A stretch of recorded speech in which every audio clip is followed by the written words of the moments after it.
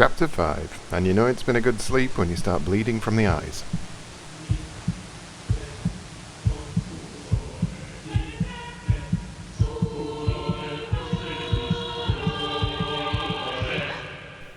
Anyway, that was just a dream. So, better get a shift on. We've got ghosts to hunt. Downstairs, Cyrus bursts in like he owns the place and tells Adrienne his mum needs her to come right away. Must be pretty important if he's just smashed the door in, right? She told me to tell you to come to the barn. Wait, what for, Cyrus?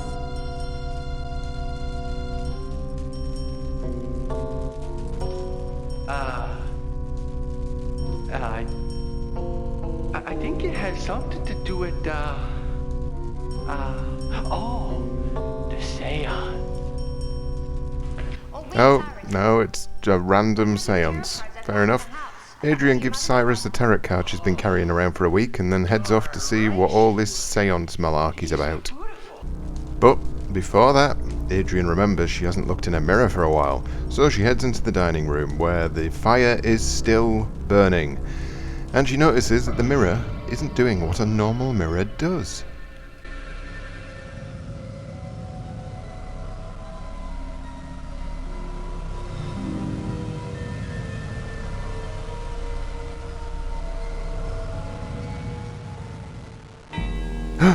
Ghosts!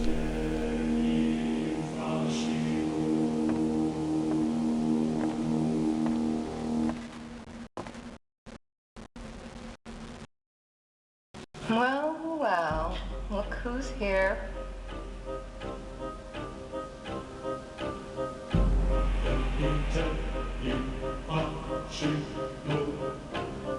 To my dear husband. Here's to you.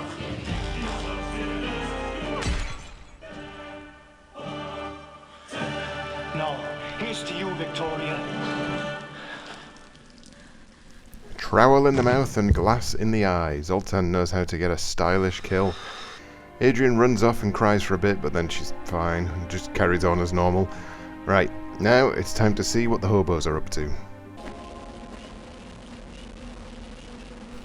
Well, they've put the effort in, I'll give them that. Let the seance begin! Everything seems to be going well until Harriet sneezes a giant glob of snot onto the table. Adrienne does the sensible thing and puts her face right next to it.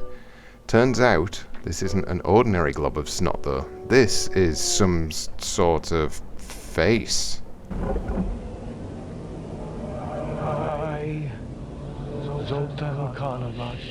Zoltan the Snotball rambles on about Adrienne being the chosen one to help stop the evil.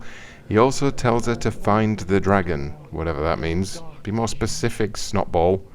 The snot dissolves away, and Harriet is happy to have finally summoned a demonic entity. Cyrus! Cyrus! I did it! I really did it! Back inside the house, there's the sounds of a party and old-fashioned music playing, but, of course, Adrienne just ignores this as if it's normal. She then spots a door she hadn't noticed before, a massive, ordained door that should have been pretty bloody obvious. Of course it's locked, that's another one to add to the list. Adrienne then realises she has a bar and immediately goes straight for the absinthe. On second thoughts, though, she should probably keep her head clear. If she's like this now, God knows what she's like after a few shots. In the garden, Adrienne checks out her fountain and... uh-oh, a ghost is looking back at her.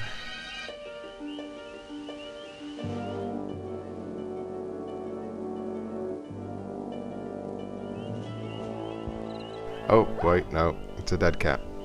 Adrienne immediately jumps to the conclusion that Cyrus, not her mental husband, has obviously drowned the cat. Good deduction there, Adrienne. Cyrus. Things aren't working out too well so far, so Adrienne goes and gets another fortune read by the fortune teller machine. This time it's a much more cheery message. I'm beginning to feel alone. Lovely stuff. Adrienne takes a wander in the garden, and what the hell is this? There's a giant concrete face in the wall. Once again, why? Why did you buy this house? Out on the veranda, Adrienne finds a red rose which sparks off another flashback ghost sequence. I mean, the game can't really decide if ghosts should be transparent or not, so I'll just assume that's what we're looking at here. It seems that this guy was having an affair with Zoltan's wife. I'm sure that ended well for him. Back in the house, it's time to check out the torture room. There's a mirror in there that Adrienne hasn't looked in for a while. Oh dear, this one doesn't look right either.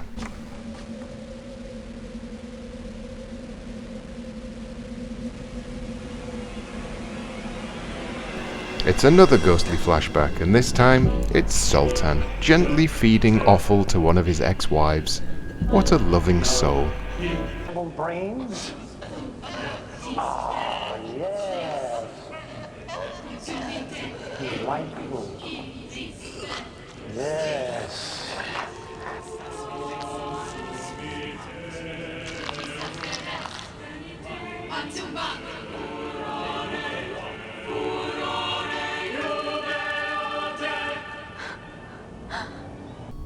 Adrienne's panic subsides in double quick time, and it's back to the top of the house where she notices the weird statue from Chapter 1 has moved to the centre of the room.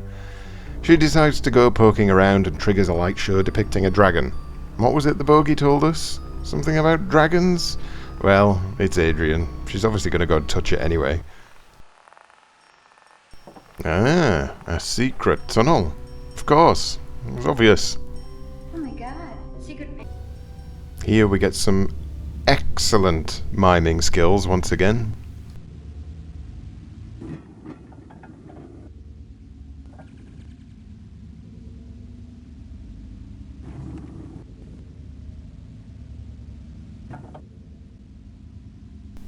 And then Adrienne finds a cigarette on the floor. Don't bother tidying it up though, just leave it where it was.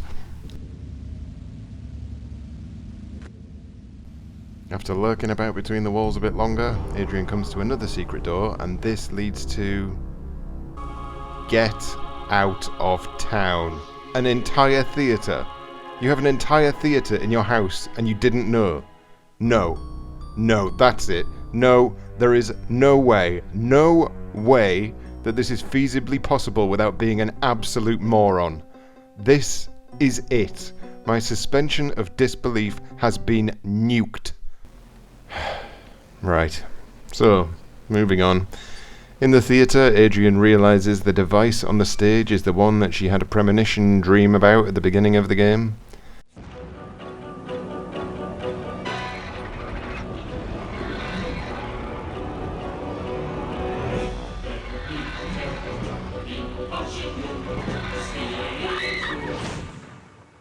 Never mind that though, Adrienne's found a new mirror to preen in backstage. Priorities. Inside the wardrobe, Adrienne finds some wizard clothing, but as she hasn't bothered to change her own clothes for a week now, she doesn't find this particularly interesting. She decides to head back out and discovers that the mystery door she stumbled on earlier was this one. So I guess that's one problem solved. But what's Don been up to while all this has been going on? Don?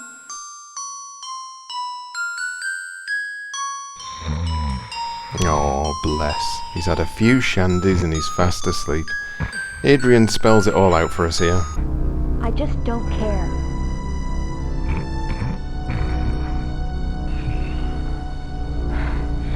I'm going to bed. So, the end of another exciting chapter. And this has got to be the most relatable one yet. I mean, who doesn't just stumble across a theatre in their own house? Who doesn't constantly see ghosts in their mirrors? Who else just gets on with their day-to-day activities after witnessing something blatantly paranormal? Who else but Adrienne, queen of the reactionless? See you next time.